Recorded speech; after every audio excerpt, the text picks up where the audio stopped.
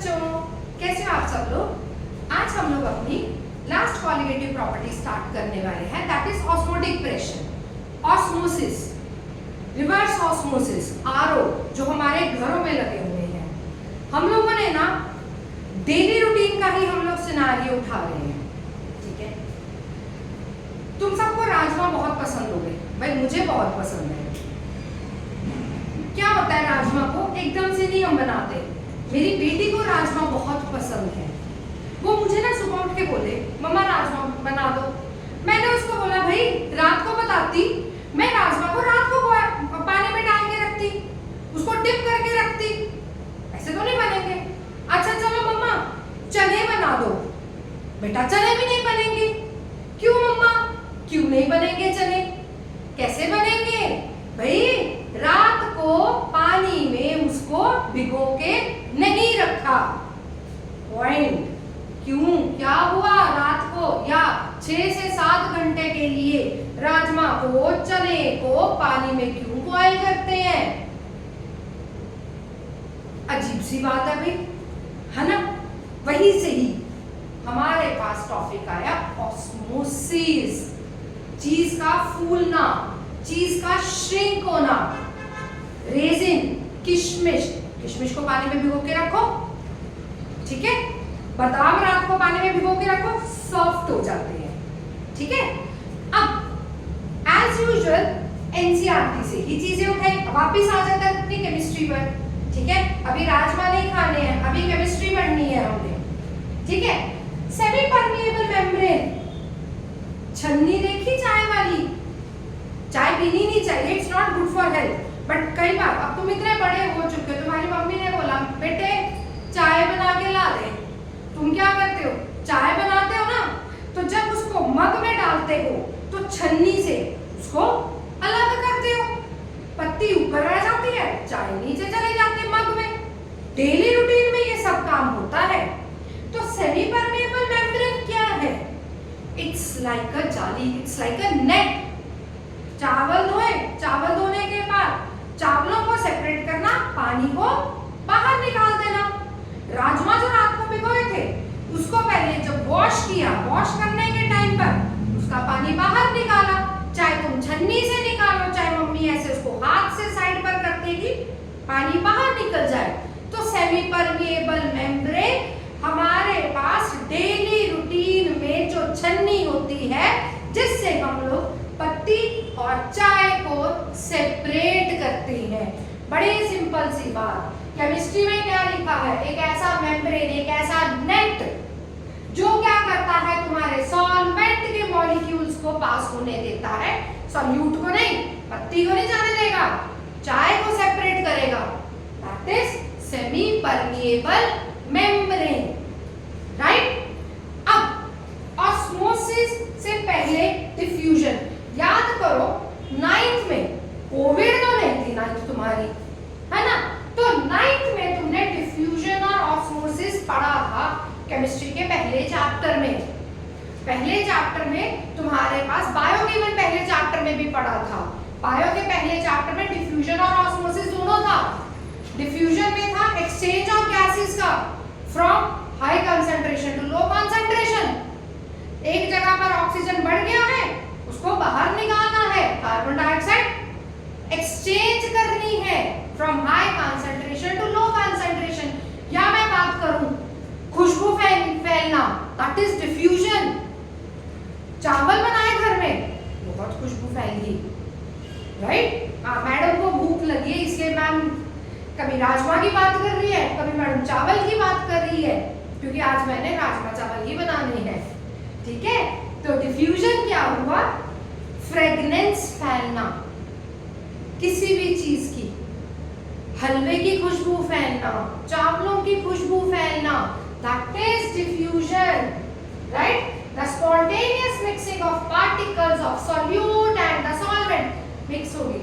अगरबत्ती जलाई घर पे, कहीं पे पाठ हो रहा है, कहीं पर हवन हो रहा है, हवन हो रहा है तो क्या होता है, पता चल जाता है ना भाई उसके घर में हवन हो रहा है, उसके घर में हवन हो रहा है। मैं तो नहीं गया, बट मुझे कैसे पता? उसके घर से वो हवन की खुशबू आती है, कपूर की खुशबू आती है, ठीक है।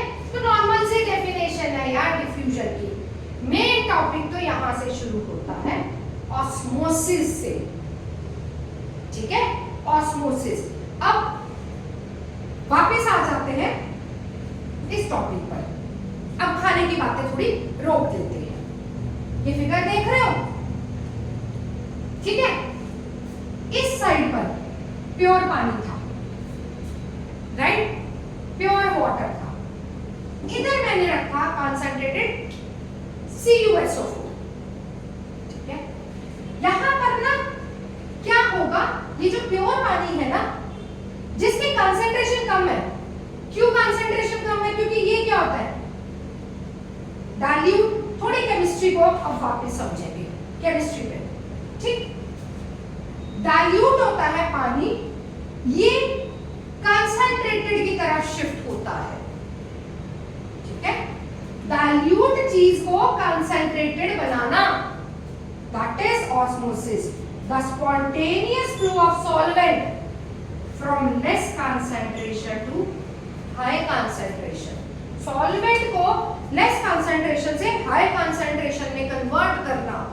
मतलब यार, साफ पानी है, एक जाली है, एक जाली है, उसके एक साइड पर है साफ पानी, ठीक है।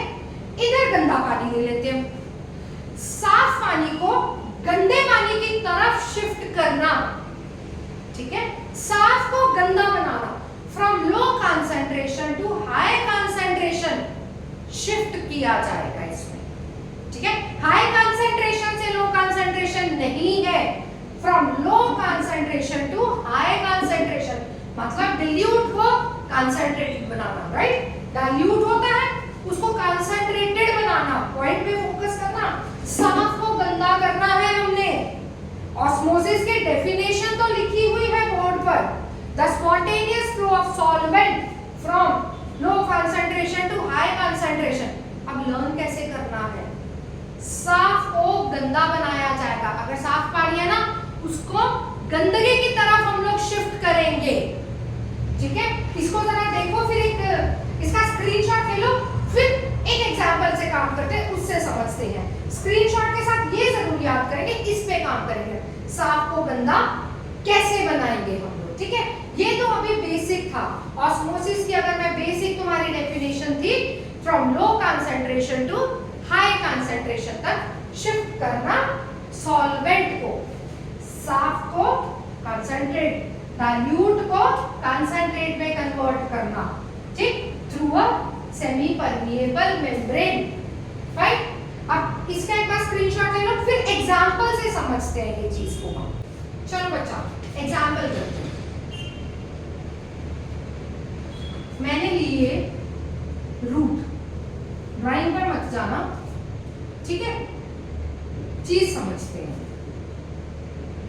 हम लोग क्या करते हैं, वाटर डालते हैं मिट्टी में, ठीक है, वाटर डालते हैं, साथ में मैंने डाल दिए फर्टिलाइजर, राइट। इधर भी वही काम करते हैं, प्लांट को पानी चाहिए और साथ में चाहिए फर्टिलाइजर्स, चाहिए ना, बिल्कुल चाहिए, खाद चाहिए, ठीक है। अब एक बंदा जिसको बिल्कुल नॉलेज नहीं है कि कितनी खाद डालनी है, ठीक, एक बंदा जो एग्जैक्ट नॉलेज है कि इतनी ही रेशियो में खाद डालनी है, इतनी ही रेशियो में फर्टिलाइजर डालने हैं, ठीक है। इसको पता है एग्जैक्ट रेशियो भी कितना डालना है, ठीक है। इसको नहीं पता था, इसने क्या करना है, इसको एग्जैक्ट रेशियो नहीं पता, ठीक है। ये तो समझदार है ना। अब इसने क्या किया, पानी के साथ में डाल दी खाद, ठीक है, प्रॉपर अमाउंट में डाल दिए, फाइन। अब इधर क्या होगा, इधर ऑलरेडी खाद पड़ी है, ठीक है, मिनरल्स तो अंदर होते ही है ना रूट में, रूट में मिनरल्स तो होते हैं। अब इसमें ऑलरेडी मिनरल्स हैं, इसमें ऑलरेडी मिनरल्स तो इसमें भी है, ठीक है, मिनरल्स तो इसमें भी है। अब ये समझदार बंदा, इसको पता था कि भाई अंदर ऑलरेडी रूट के अंदर मिनरल्स हैं, ठीक, इसने बिल्कुल थोड़ी सी फर्टिलाइजर डाला, इधर इसने बिल्कुल एग्जैक्ट अमाउंट का, या मैं एग्जैक्ट लिख देती हूं, एग्जैक्ट अमाउंट का फर्टिलाइजर डाला, ठीक है, इसने एग्जैक्ट अमाउंट का फर्टिलाइजर डाला, फाइन। अब क्या हुआ, इधर जो फर्टिलाइजर था, ये जो फर्टिलाइजर था कम डाला, मतलब इसकी थी लेस कंसंट्रेशन, इससे तो कम ही डालेगा ना जब ऑलरेडी है।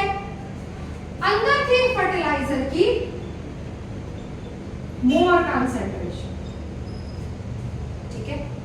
मुझे क्या करना है, साफ को गंदा करना है, गंदगी की तरह फेंके जाना है, तो इसका फर्टिलाइजर बड़े आराम से रूट के अंदर चला गया।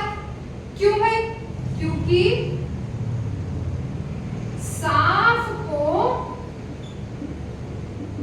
गंदा करना है। इधर फर्टिलाइजर कम था, उसने कम रेशियो में फर्टिलाइजर डाला, क्योंकि उसको पता था कि रूट के अंदर ऑलरेडी फर्टिलाइजर्स हैं, रूट के अंदर ऑलरेडी मिनरल्स हैं। तो जब ये कम डाला, मतलब इधर बाहर फर्टिलाइजर की कंसंट्रेशन कम थी, अंदर ज्यादा थी, तो इसलिए बड़े आराम से लेस कंसंट्रेशन से हाई कंसंट्रेशन की तरफ तुम्हारे फर्टिलाइजर्स चले गए और पौधा बहुत अच्छे से ग्रो कर गया। साफ था ना, कम था फर्टिलाइजर, कम थी खाद, साफ को गंदा कर दिया। अब इसको क्या दिक्कत आई, इसने क्या किया, इसने फर्टिलाइजर ज्यादा डाल दिया, रूट में लेस था फर्टिलाइजर, है ना। इसने क्या किया, ज्यादा डाल दिया, मगर जड़ में तो कम था फर्टिलाइजर। दैट मींस इसके अंदर थी लेस कंसंट्रेशन और बाहर होगी मोर कंसंट्रेशन, ठीक है। तो ऑस्मोसिस ने क्या बोला, less concentration to high concentration. इधर गंदगी कम है, इधर थी गंदगी ज्यादा, तो यहां से क्या देखा कि ये उल्टा काम शुरू हो गया और ये प्लांट डेड हो गया, ठीक है। ओवरऑल कंक्लूजन बड़े आराम से समझेंगे ऑस्मोसिस को लेके। साफ को गंदा किया जा रहा है, जिस साइड पर कंसंट्रेशन कम है उधर से उठा के ज्यादा कंसंट्रेटेड चीज में लेके जा रहे हैं। कम था, कम डाला था, इसलिए बड़े आराम से अंदर चला गया। अंदर ऑलरेडी फर्टिलाइजर एग्जिस्ट कर रहे थे, मगर बाहर ज्यादा खाद डाल दी, तो बाहर खाद की कंसंट्रेशन बढ़ गई, अंदर कम कंसंट्रेशन है खाद की, तो कम से बाहर जाएगा, less concentration to more concentration जाएगा। एक ये एग्जांपल, ठीक है। इसके बाद एक और एग्जांपल, एग को एक साइड पर रखेंगे हम पानी में और दूसरे कंटेनर में एग को रख दो तुम NaCl में। दो कंटेनर लिए, एक कंटेनर में एग डाला जिसको सिर्फ पानी में डिप किया, ठीक, और दूसरा कंटेनर लिया जिसमें एग डाला और उसको NaCl में डिप कर दिया, NaCl के पानी में डिप कर दिया। अब तुम देखो कौन सा श्रिंक करेगा और कौन सा स्वेल करेगा। इतना क्लियर है। अब एग वाली एग्जांपल को हम देखते हैं। जैसे कि मैंने बोर्ड पर दो कंटेनर लिए, एक कंटेनर में पानी में एग को रखा है, दूसरे कंटेनर में NaCl के सॉल्यूशन में एग को रखा है। जिस कंटेनर में पानी है और उसमें एग रखा है वो तो फूल जाएगा, मगर जिस कंटेनर में NaCl का सॉल्यूशन है वो एग श्रिंक कर जाएगा। याद क्या करना है तुमने, लो कंसंट्रेशन से हाई कंसंट्रेशन। जब हम बायो में पढ़ते हैं ना, बायो में उल्टा होता है, बायो में हम बात करते हैं हाई कंसंट्रेशन से लो कंसंट्रेशन, बट केमिस्ट्री की भाषा में ऑस्मोसिस की कहानी होगी लो कंसंट्रेशन से हाई कंसंट्रेशन के बीच में। मतलब जो चीज साफ है उसको गंदगी की तरफ शिफ्ट करना है, ठीक है। अब पानी साफ था, मतलब एग की हाई कंसंट्रेशन थी, तो पानी जो है यहाँ पर पानी से इधर की तरफ जाएगा, लो कंसंट्रेशन से हाई कंसंट्रेशन की तरफ जाएगा, ठीक है। NaCl है, NaCl is concentrated or I can say high concentrated। Egg के कंपैरेटिवली जो NaCl का सॉल्यूशन था वो ज्यादा कंसंट्रेशन का था, मतलब ज्यादा गंदा था। ये साफ था, ये गंदा था। इसमें क्या होगा, इसकी कंसंट्रेशन लो, इसकी हाई, तो लो कंसंट्रेशन से हाई कंसंट्रेशन की तरफ जाना। फिर से याद करेंगे, ऑस्मोसिस का मतलब होता है लो कंसंट्रेशन से हाई कंसंट्रेशन की तरफ शिफ्ट करना, ठीक है।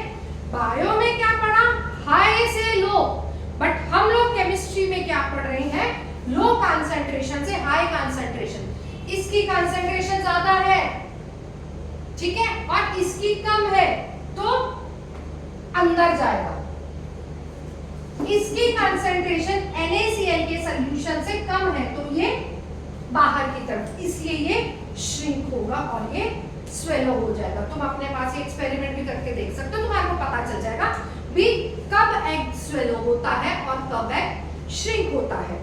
एक और एग्जांपल लेते हैं। एग्जांपल लेने से पहले फिर से याद करो, गंदगी की तरफ जाना है, साफ चीज को गंदे की तरफ जाना है। गंदा मतलब हाई कंसंट्रेशन की तरफ जाना है, डाइल्यूट टू कंसंट्रेटेड या लो कंसंट्रेशन से हाई कंसंट्रेशन। पानी की कंसंट्रेशन कम है क्योंकि पानी तो हम डाइल्यूट बोलते हैं, ठीक है। वाटर डालने से डाइल्यूशन बढ़ती है, तो जहां पर पानी है वो डाइल्यूट है, जहां पर भी पानी है ना, जहां पर भी पानी है वो दूसरी चीज को स्वेल करेगा। जहां पर भी पानी है वो दूसरी चीज को स्वेल करेगा। जहां पर भी कोई भी सॉल्यूशन आ गया नॉन वॉलेटाइल का, नमक का सॉल्यूशन है ना, नॉन वॉलेटाइल है, जहां पर भी नॉन वॉलेटाइल सॉल्यूशन आ गया मतलब उसकी कंसंट्रेशन ज्यादा है, तो चीज श्रिंक करेगी, चीज स्वेलो करेगी, श्रिंक करेगी। पानी डाइल्यूट है, लो है कंसंट्रेशन से हाई कंसंट्रेशन। ऐसे एक और एग्जांपल लेते हैं। तुम लोगों के पास, तुमने इंजेक्शन लगाया, पानी का इंजेक्शन लगा दिया। जब तुमने पानी का इंजेक्शन अपने अंदर इंसर्ट किया, तब जो ब्लड सेल्स हैं वो क्या करेंगे, वो फूलेंगे या श्रिंक हो जाएंगे।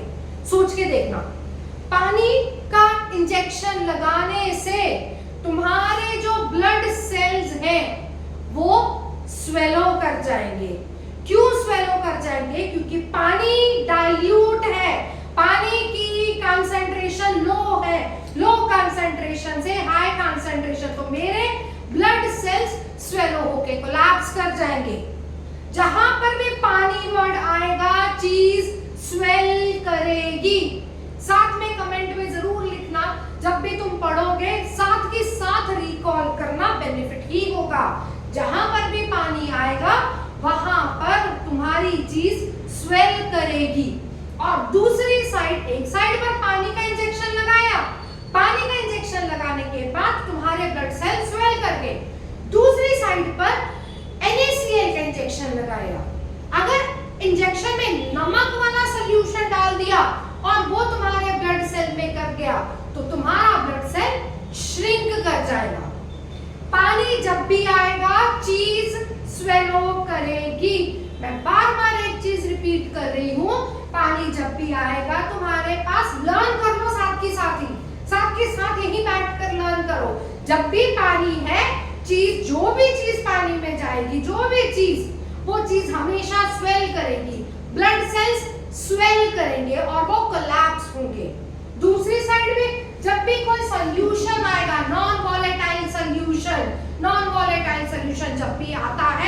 चीज हमेशा श्रिंक करती है, क्योंकि ऑस्मोसिस ने क्या बोला, लो कंसंट्रेशन से हाई कंसंट्रेशन। लो कंसंट्रेशन मतलब साफ सुथरी चीज, गंदगी की तरफ शिफ्ट कर रहे हैं हम लोग, डाइल्यूट को कंसंट्रेटेड की तरफ लेके जा रहे हैं। इतना पॉइंट क्लियर है? ये था मेरे पास ऑस्मोसिस की दो एग्जांपल्स। इससे पहले रूट वाली एग्जांपल की थी, फिर एग वाली एग्जांपल की, फिर एक मैंने तुम्हारे को ब्लड सेल वाली एग्जांपल की है। ऑस्मोसिस के बाद में, अच्छा तुम इसका स्क्रीनशॉट लेने की कोई जरूरत नहीं है। अब हम लोग अगली चीज पढ़ते हैं, ऑस्मोटिक प्रेशर। अब ऑस्मोटिक प्रेशर, इतनी देर से हम लोग ऑस्मोटिक प्रेशर नहीं पढ़ रहे थे, हम पढ़ रहे थे ऑस्मोसिस क्या है, ऑस्मोटिक प्रेशर की क्या कहानी है। एक कंटेनर जिसके बीच में लगी है एक सेमी परमेबल मेम्ब्रेन, ठीक है, इधर है लेस कंसंट्रेशन, इधर है high concentration, right. Basically osmosis में क्या होगा, लेस कंसंट्रेशन से हाई कंसंट्रेशन में फ्लो होना चाहिए, ठीक है। वापस से पुराने वाले टॉपिक पे चलते हैं जो पिछली वीडियोस में था, जो पिछली क्लासेस में था। ये है, this is less concentrated. Less concentration का क्या मतलब है, लेस कंसंट्रेशन मतलब इसके अंदर नॉन वॉलेटाइल सॉल्यूट नहीं है, राइट। इसके अंदर नॉन वॉलेटाइल सॉल्यूट नहीं है, मतलब इसका वेपर प्रेशर ज्यादा है, राइट है, यही मतलब था ना।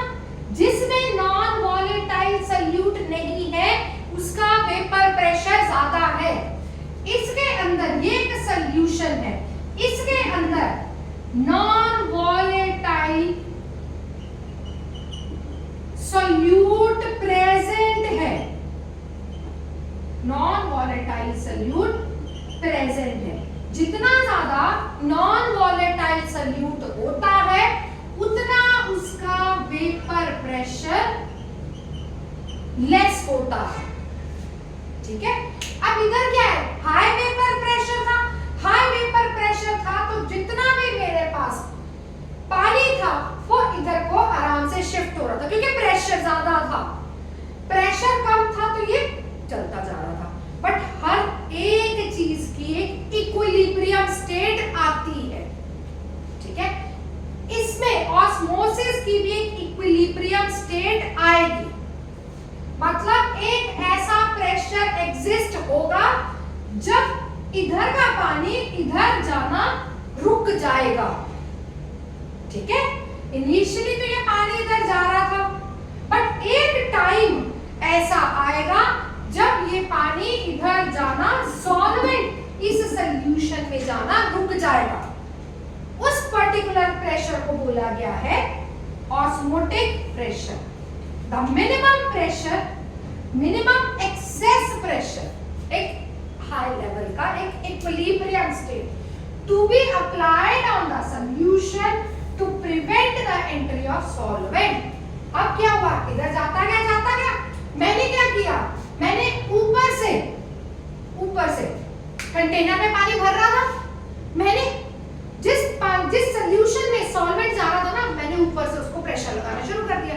जब मैंने उसको ऊपर से प्रेशर लगाया तो वो बैक फ्लो होगा, ठीक है। पहले बड़े आराम से सॉल्वेंट जा रहा था, ऑस्मोसिस चल रही थी, लो कंसंट्रेशन से हाई कंसंट्रेशन में जा रहा था, कंसंट्रेटेड की तरफ जा रहा था पानी, ठीक है, जा रहा था। अब क्या हुआ, एक लेवल ऐसा आया जब हमने ऊपर से प्रेशर लगाया। इस वाली साइड को अगर मैं ऊपर से प्रेशर लगाऊंगी तो ये क्या करेगा, बैक फ्लो मारेगा, back flow. That minimum excess pressure is known as osmotic pressure. जब ये बैक फ्लो मारना शुरू कर देगा, ठीक है। और इसी ऑस्मोटिक प्रेशर की हमारे पास डेली रूटीन में जो एग्जाम्पल है that is reverse osmosis. RO वाला पानी, आरओ लगा है हम सबके घर में। आरओ क्या है, हमारे को एक प्योर वाटर प्रोवाइड करता है गंदगी को सेपरेट करके, है ना। मेरे पास कंटेनर था, जो फिल्टर्स लगे पड़े हैं हमारे घर में, आरओ है ना, उसमें रिवर्स ऑस्मोसिस होती है, वापस जाएगा पानी पीछे से टैप वगैरह से, जहां से भी तुमने अपने फिल्टर को कनेक्शन दिया उसमें पानी भरता गया। आरओ में एक स्विच लगा होता है जो मेन इलेक्ट्रिसिटी, जो मेन प्लग के साथ कनेक्टेड होता है।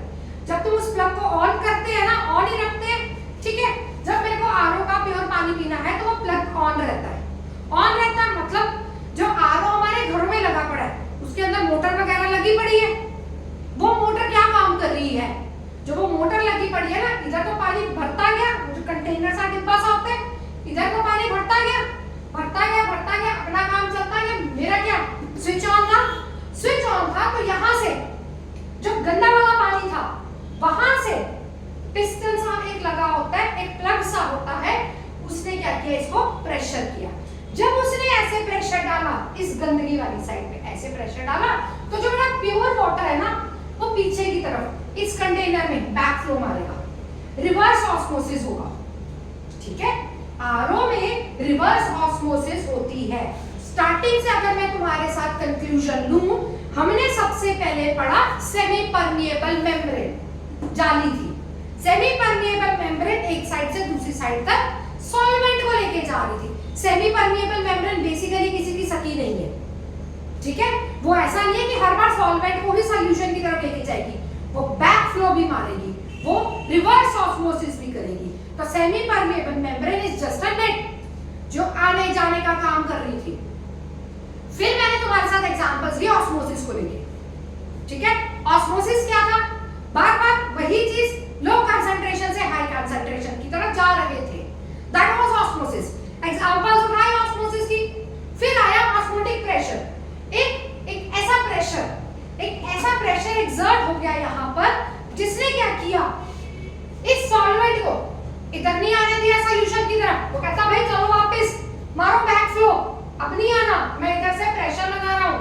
नॉर्मली भी ऐसे होता है ना, जब तुम किसी को इधर से प्रेशर लगाते हो, बैक जाती है चीज, प्रेशर है बैक गया, ठीक है। उसके एग्जांपल उठाए रिवर्स ऑस्मोसिस, हमारे घरों के आरओ में रिवर्स ऑस्मोसिस होती है। आरओ में क्या होता है, हम लोग हमेशा साफ पानी पीते हैं, गंदा पानी था, अब गंदा पानी प्योरीफाई वगैरह हुआ, पूरा मोटर लगी पड़ी, फिर प्योरीफाई होने के बाद इसने क्या किया, बैक फ्लो मारा, ऑस्मोसिस को रिवर्स कर दिया कि अब तू इधर नहीं आएगा, अब तू वापस जाओ। आरओ में रिवर्स ऑस्मोसिस होती है, ऑस्मोटिक प्रेशर एक्सर्ट होता है आरओ में, ठीक है, तो वो बैक फ्लो मारता है। इतना क्लियर। अब इस ये डेफिनेशन ही है, ये एग्जांपल है, मेन एग्जांपल तुम्हारे पास रिवर्स ऑस्मोसिस की है। एनसीईआरटी से भी चीज उठाई गई है, सारी की सारी एनसीईआरटी साथ में पढ़ी जाएगी। इसके बाद इसका फॉर्मूला करते हैं और न्यूमेरिकल करके अपना ऑस्मोसिस खत्म करते हैं। PV is equal to nRT, ठीक है, 11th में पढ़ा था, याद नहीं है, बट चलो कोई बात नहीं। P को रिप्लेस कर दिया पाई में, पाई तुम्हारे पास ऑस्मोटिक प्रेशर है, volume nRT, R universal gas constant होता है, ठीक है। N के अपॉन में V लेंगे, N अपॉन V जो कि molarity, definition of molarity, number of moles of solute per unit volume, volume should be litres, ठीक है। R की fixed value T, pi is equal to N upon V, जिसको मैं CRT बोलूंगी। और याद रखना यहाँ पर C मोलारिटी है, मोलालिटी नहीं है, मोलालिटी पीछे दो में थी, ठीक है, इसमें मोलारिटी है C। ये तुम्हारे पास formula pi is equal to CRT, इसको नोट डाउन कर लीजिए, फिर एक न्यूमेरिकल लगाते हैं। बोर्ड पर मैंने एनसीईआरटी का ही क्वेश्चन लिखा है, ठीक है, एनसीईआरटी का इंडेक्स क्वेश्चन है, जो जो दिया गया था ना मैंने वो ऑलरेडी लिख लिया, क्योंकि अभी तक तुम्हारे को इतनी प्रैक्टिस हो चुकी होगी, क्वेश्चन का ना निचोड़ निकाल लिया करो। निचोड़ का क्या मतलब है, जो दिया गया उसको लिख लो पहले, ठीक है, जो दिया गया उसको लिख लो, मेरी आधी चीज बनी मेरी सॉल्व हो जाएगी। फाइन, काम हो रहा ऑस्मोटिक प्रेशर पे, फॉर्मूला मैंने लिख दिया pi is equal to CRT। C मतलब मोलारिटी, मोलारिटी मतलब number of moles of solute per unit volume, निकालना था मुझको molar mass. Number of moles का formula that is equal to given mass upon में molar mass into V into R T। Molar mass निकालना है तो उसको एक साइड पर रख दो, given mass into R into T upon में पाई इनटू V। R तुम्हारे को बार में दिया गया, अगर बार में दिया गया ना तो pressure should be in bar.